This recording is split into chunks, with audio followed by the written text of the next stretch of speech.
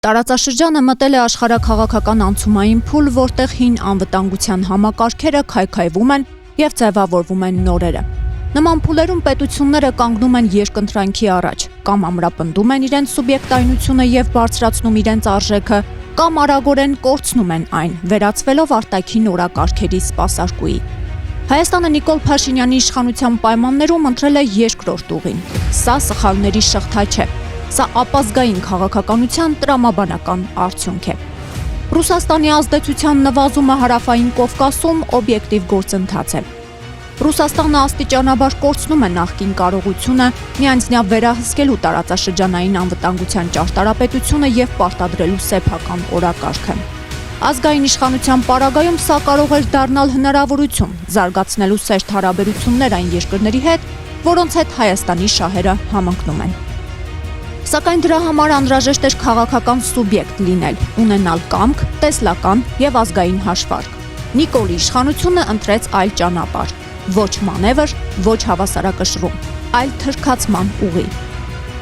Սխալ է մտածել, թե Հայաստանը դուրս է եկել ռուսական ազդեցությունից, որքան էլ իշխանական քարոզիչներն ու սազանդարները օր ու գիշեր փորձեն դա ներկայացնել որպես ճակերտավոր անկախություն։ Հայաստանը շարունակում է մնալ հապկում ԵԱՏՄ-ում եւ ռուսական ազդեցության բազմաթիվ ինստիտուցիոնալ մեխանիզմների շրջանակում։ Բայց խնդիրը նույնիսկ սա չէ։ Խնդիրը նա է, որ այս փուլում թշքահպատակ իշխանության թեթև ձեռքով Ռուսաստանից կախվածությունը փոխարինվում է ավելի վտանգավոր կախվածությամբ՝ Ադրբեջանից եւ Թուրքիայից։ Սա նշանակում է կախվածության ռեժիմի փոխարինում։ Թուրքիա-Ադրբեջան տանդեմի նպատակը վաղուց դուրս է եկել տարածքային կամ հաղորդակցային պահանջների շրջանակից։ Նրանց ռազմավարական նպատակը Հայաստանի որպես ինքնուրույն քաղաքական սուբյեկտի վերացումն է։ Եվ հենց այստեղ է, որ Նիկոլի իշխանությունը ճակերտավոր ինքնիշխանության կեղծ կարգախոսների ներքո Հայաստանը տեղադրում է այդ ծրագրի ներսում։ Երբ պետությունը հրաժարվում է դիմադրությունից, իր կարմիր գծերից եւ սեփական շահերի պաշտպանությունից, այն ավտոմատ կերպով դառնում է կառավարվող օբյեկտ։ Այս իշխանության օրոք իրականացվող ամենավտանգավոր գործընթացը Հայաստանի տնտեսական կախվածության ձևավորումն է Ադրբեջանից։ Այն իրականացվում է համակարգված կերպով, հաղորդակցությունների վերահսկման մեխանիզմների հանձնում, տարածաշրջանային լոգիստիկ սխեմաների կառուցում ադրբեջանական օրակարգով, ճակերտավոր խաղաղության անվան տակ տնտեսական ենթարկում։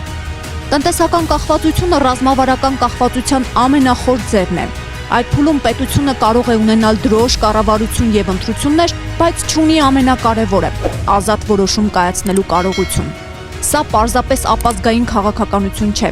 Սա պետականության համակարգային քայքայում է, որի վերջնակետը Հայաստանի որպես անկախ սուբյեկտի վերացումն է։ Նիկոլ Փաշինյանի իշխանության ամբողջ արտաքին քաղաքական վարքագիծը կառուցված է մեկ առանցքի շուրջ, ինչպես պահպանել իշխանությունը։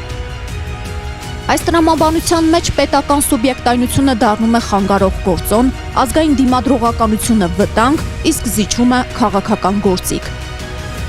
Ահա այս քաղաքականությունն է վարում Նիկոլի թշքահպատակ ռեժիմը արդեն տևական ժամանակ։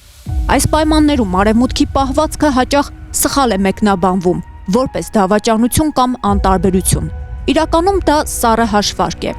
Արևմուտքը ներդրում է անում միայն այն պետություններում, որոնք ունեն կայուն քաղաքական կամք, հստակ ազգային ինքնություն, պաշտպանվելու եւ դիմադրելու ունակություն։ Ներկայիս դավաճանական ռեժիմը Հայաստանը ներկայացնում է որպես մշտապես ճգնաժամի մեջ գտնվող եւ զիջումների պատրաստ պետություն։ Նման պետության մեջ ոչ ոք ռազմավարական ներդրում չի անում։ Իրանի շուրջ լարվածությունը օբյեկտիվորեն բարձրացնում է Հայաստանի նշանակությունը որպես հյուսիս-հարավ առանցքի հանգույց, տարածաշրջանային հաղորդակցության հնարավոր միջանցք, Իրանի համար ոչ թշնամական սահմանակից պետություն։